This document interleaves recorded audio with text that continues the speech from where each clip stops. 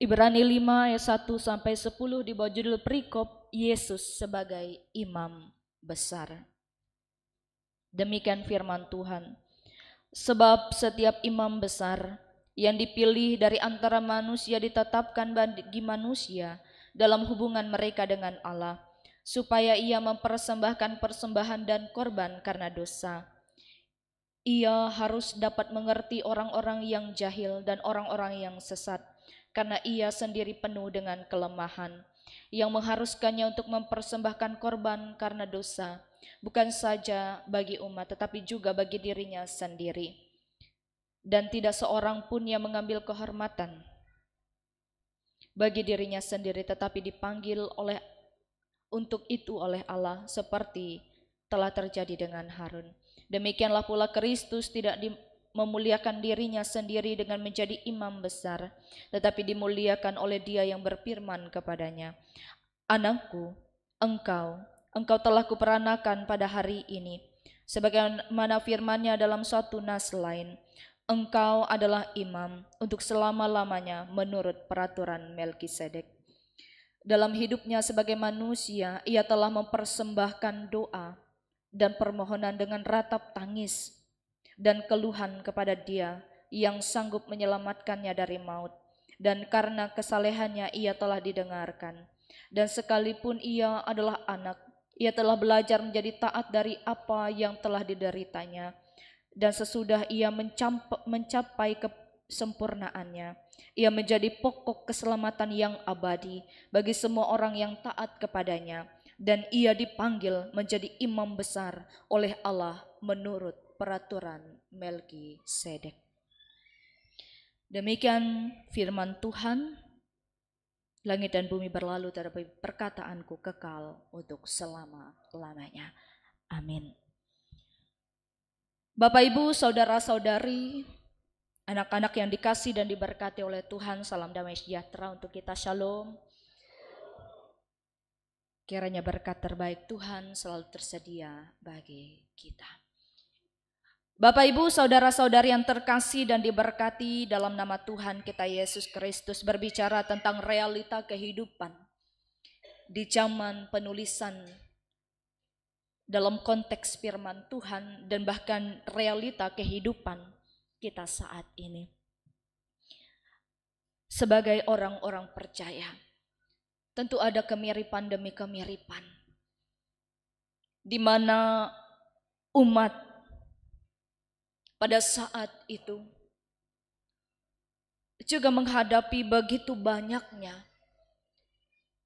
pemahaman, menghadapi begitu banyaknya pemikiran, begitu banyaknya pendapat orang-orang tentang Yesus yang mereka sembah, yang mereka imani.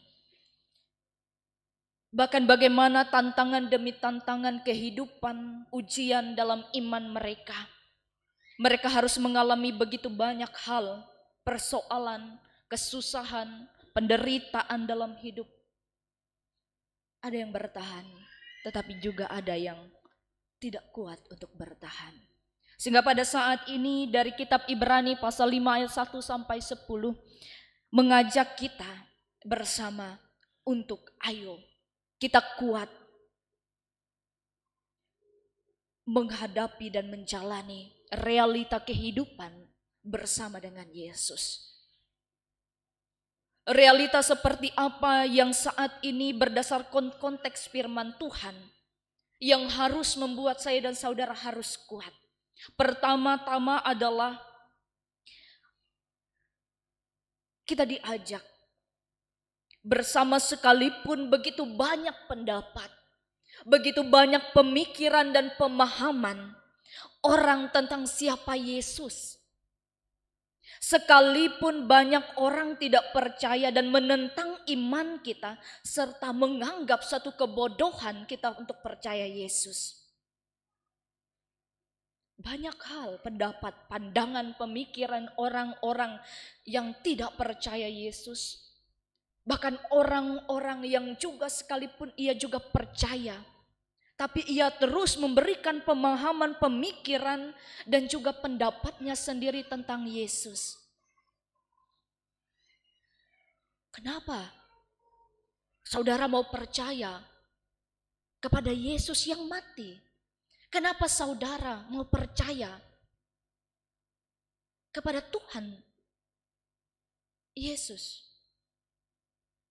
Orangnya Kristen, orang Kristen, Tuhannya mereka ada 3. Dan banyak lagi pemahaman-pemahaman yang ingin menggoyahkan iman percaya kita. Saat ini Bapak Ibu saudara-saudari, dari firman Tuhan dan bahkan umat, di mana penulis Ibrani ini mau menegaskan kepada mereka, jangan sampai goyah. Tetaplah beriman, teguh atas dasar pengakuan. Meskipun banyak pemikiran, meskipun banyak pemahaman, meskipun banyak pendapat dari orang-orang tentang Yesus, tetaplah akui dia, bahwa dia adalah Tuhan dan Juru Selamat. Itu yang harus kita tanamkan dalam hati dan pikiran. Kenapa saya harus beriman kepada Kristus Yesus? Kenapa saya harus kuat? Saya harus semangat menjalani iman saya di dalam Kristus Yesus. Meskipun realita kehidupan yang sangat menantang terhadap iman kita. Tapi kita punya pendirian bahwa Yesus adalah Tuhan dan Juru Selamat dalam hidup kita.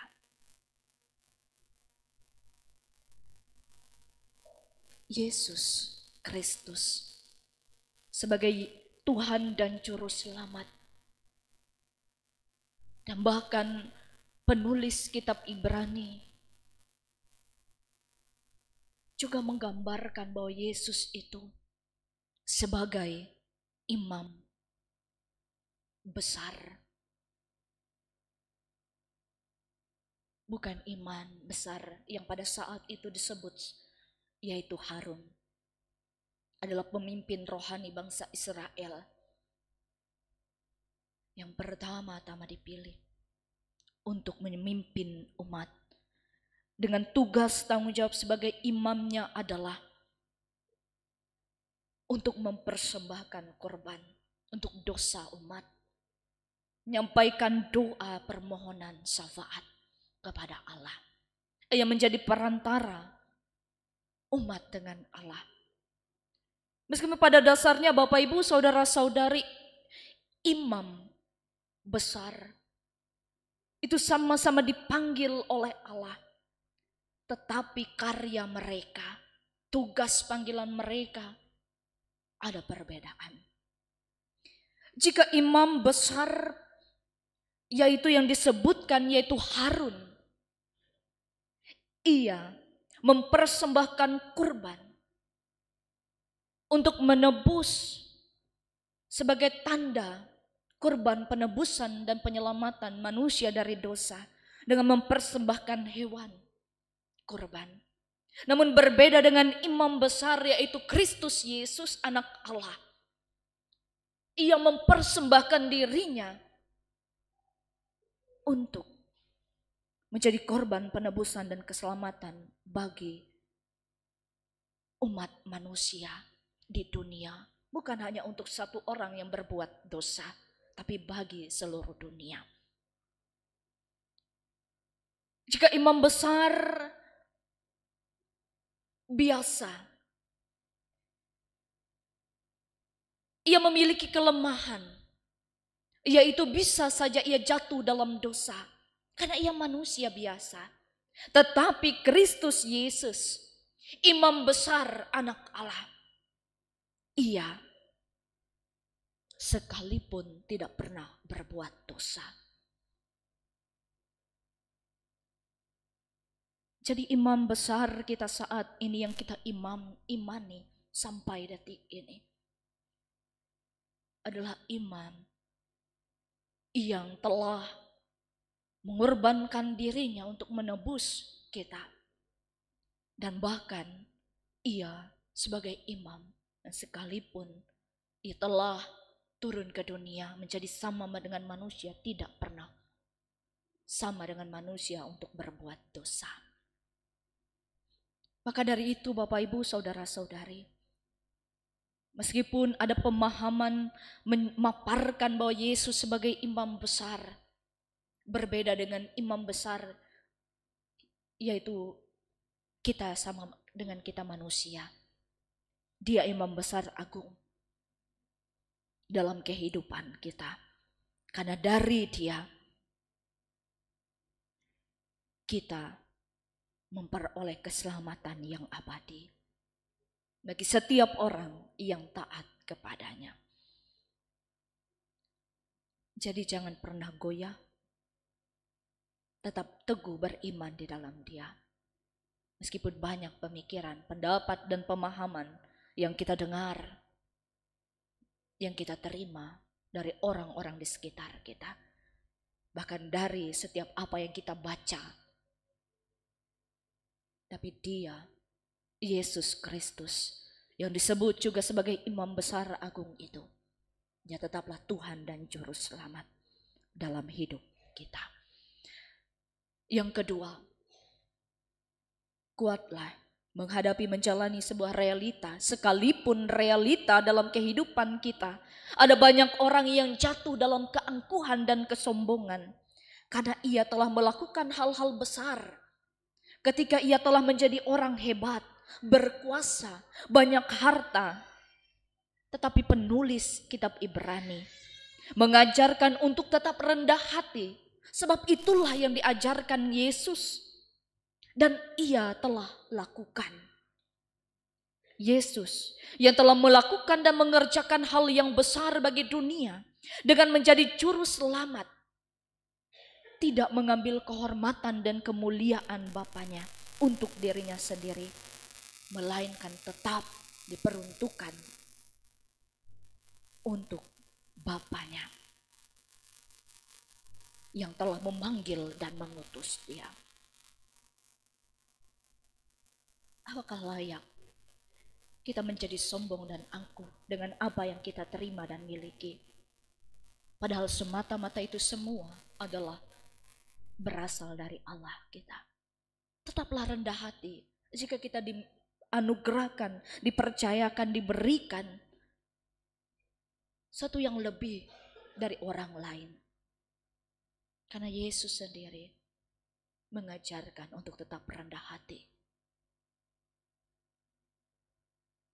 dari hidupnya. Itu poin yang kedua. Bagaimana saya dan saudara tetap kuat menjalani dan menghadapi realita kehidupan untuk tetap rendah hati. Yang ketiga, tetap kuat menjalani dan menghadapi realita kehidupan. Sekalipun dalam perjalanan hidup dan iman kita, begitu banyak kita menghadapi penderitaan, persoalan, dan tantangan. Sehingga hal itu membuat saya dan saudara menjadi lemah. Membuat saya dan saudara menjadi lelah, putus asa dan menyerah. Bahkan saking lelahnya dengan keadaan, dengan realita kehidupan itu membuat orang-orang meninggalkan Tuhan. Dan bahkan ada yang memilih untuk mengakhiri hidupnya. Bukankah realita ini sungguh banyak ada di sekitar kita? Yang kita lihat, yang kita dengar. Begitu banyak orang menjadi lelah, menjadi lemah, menjadi putus asa dan menyerah. Menghadapi realita kehidupan yang berat itu. Namun kembali dari firman Tuhan ini mengajarkan kepada kita sekalian. Dari teladan Yesus sendiri untuk tetap taat sekalipun menderita.